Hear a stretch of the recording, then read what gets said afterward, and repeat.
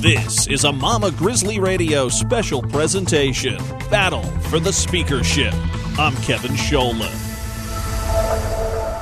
Well, John Boehner does not have a clear path to the Speaker of the House position that he's enjoyed for years now, but many have not enjoyed the job he's been doing. 3 Republicans, at least, will be challenging John Boehner, one of them here today to talk to us about it, and that's Representative Ted Yoho of Florida. Ted Yoho, welcome back to Mama Grizzly Radio. How are you, sir? I'm doing great. Thanks so much for being here. Big news from you. Why don't I let you say it instead of me? What's going on?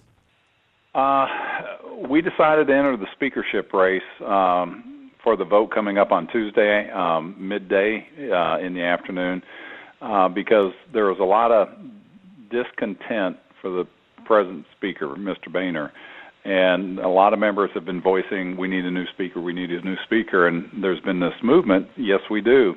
And people had said they were going to stand up, but nobody did. And I says, you know what, we need to give people an option. And then if nobody's willing to stand up, I'll stand up. And then, of course, Louis Gohmert stood up right after that, which is great. And I applaud him for doing that.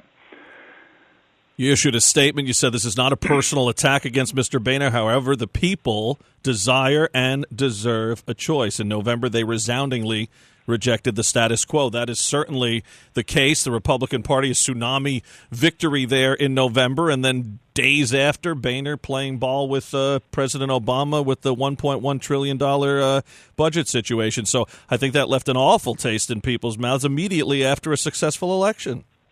It did, and, you know, I've got to come clean on that. I voted for that, and there's reasons I voted, but it wasn't pressure from leadership or anything and I'll be happy to talk about that at another time. But it's the process, the way things come out, that we have got to address differently to lead this country in a different direction. And the American people, like you said, Kevin, they've handed us the baton. And that baton is a moment in time of trust.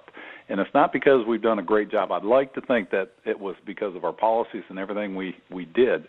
But they know where we stand in principle. We have to show that we can lead. And that's something we've got to earn. And I think the best way to start is with new leadership in the House of Representatives and with a new direction and a vision for America. This is the time to rebuild this country, and it needs to start now. Why did you decide, specifically you, to jump into the race? What makes Ted Yoho the guy for the job? When I decided to run, you know, I still can remember very vividly. It was 5 days. It was President-elect Obama, 5 days for the inauguration, and I'm sure you'll remember this too, is when he said we're 5 days from fundamentally transforming America. Mm-hmm. What little hair I have on my head stood up, and I said, you know, America's fine. Yeah, we've got our faults, but it's the greatest country that's ever been developed in the world. What fundamentally needs to transform is not America, but Washington, D.C., and Washington lacks leadership. And I ran on that. It was because the career politicians either led us to where we're at or they failed to prevent it. And the only way we can change Washington is by changing the type of people up there. And so I ran on Washington lacks leadership after being there for 2 years. We need different leadership, and I feel more certain about that today than I did before I got up there, but I know it to be fact now. And we have to have a vision of where this country is going and articulate that, and it needs to be out in the news every day so that the American people know what's getting done, and we want to accomplish that. You mentioned Louis Gohmert. You'll have at least 3 Republicans challenging John Boehner, the current Speaker of the House, in this vote on Tuesday. Talk to the people a little bit about the process. How does this work? What kind of votes do you need? Do you go through rounds here? And how will that work? And how will you run things as far as gauging how you're doing? And also, before the vote on Tuesday, how do you, quote-unquote, get out the vote? How do you get people to back you here? It's like running a campaign. We made the press release, and it went out on Sunday, and there's just been a tremendous amount of response on the internet of getting this message out. And the way this process works is we'll have to stand up and vote, and people will be there in front of God, Mr. Boehner, and C-SPAN, and the whole American audience, and they'll watch this vote. And the representatives will either say, I'm voting for the status quo, and we'll reelect Mr. Boehner, or I'm voting against the status quo and changing leadership of the Republican Party and changing the direction of this country. And so we'll go through a voice vote, will be the first vote. We need to have 29 to 30 people to vote against Mr. Boehner, and then it'll go into conference, and then things will get hashed out. And then we'll come out of that with somebody that we can vote for, and that'll be the new Speaker of the House. I mean, we won't know till Tuesday. That's why they play the games, right? But tell me this, what's the feel? Are people feeling you have the 29 votes at least here, or will it be far more than 29? What's the early feel? I think we're going to have more than that. What we see right now, we've got 8 people, and there'll be a ninth one tomorrow that have committed publicly not supporting Mr. Boehner. And this is huge. These are people that have publicly said they will not support him. And that's going to empower other members to say, we're going to look at this seriously, and we are going to change. And again, this goes back, I'm not attacking a person. For my first 2 years in Congress, we've been hearing people over and over again, and I've been one of them. We need stronger leadership. We need stronger leadership. We need different direction. And I hear that over and over. And it doesn't matter if the member's been there for 20 years or 2 years. I hear it over and over again, and they're just waiting for somebody to stand up. And, it's just one of those things that the person that we were hoping would stand up didn't. He hasn't yet. And so we wanted to be the catalyst to say, hey, don't give up hope. We can do this.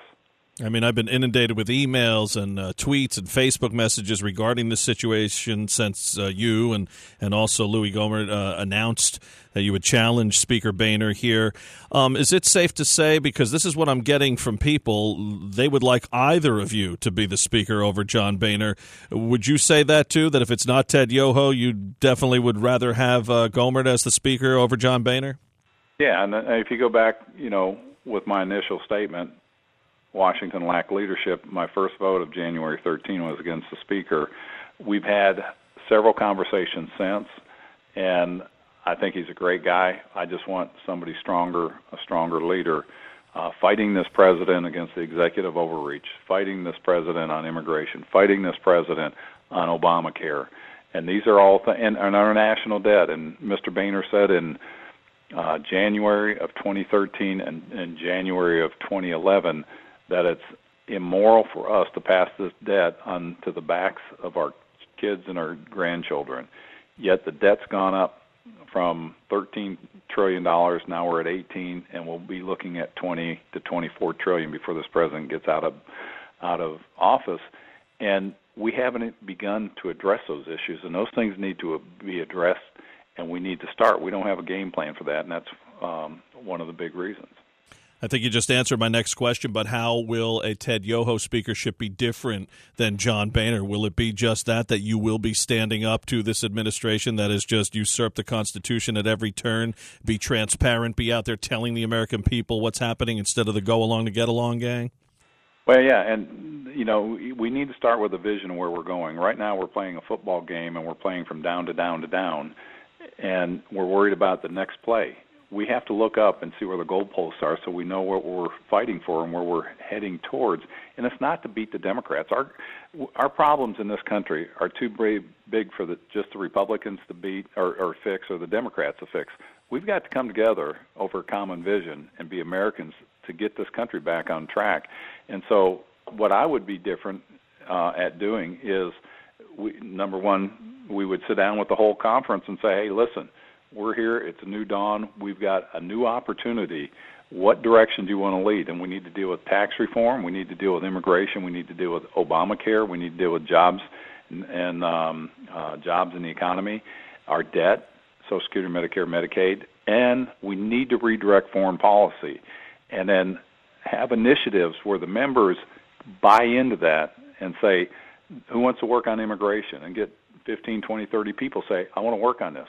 And do that with each one of those categories and say, all right, come back in a week, and I want to hear what your plans are, because you're going to own this. We're going to own this as a conference. We're going to own this as a Republican Party, and we're going to get the Democrats on it, and we're going to get this passed through, not because it's my bill, it's because it's your bill, and bring up bills from member initiative instead of playing politics and say, no, we're not going to bring that bill up.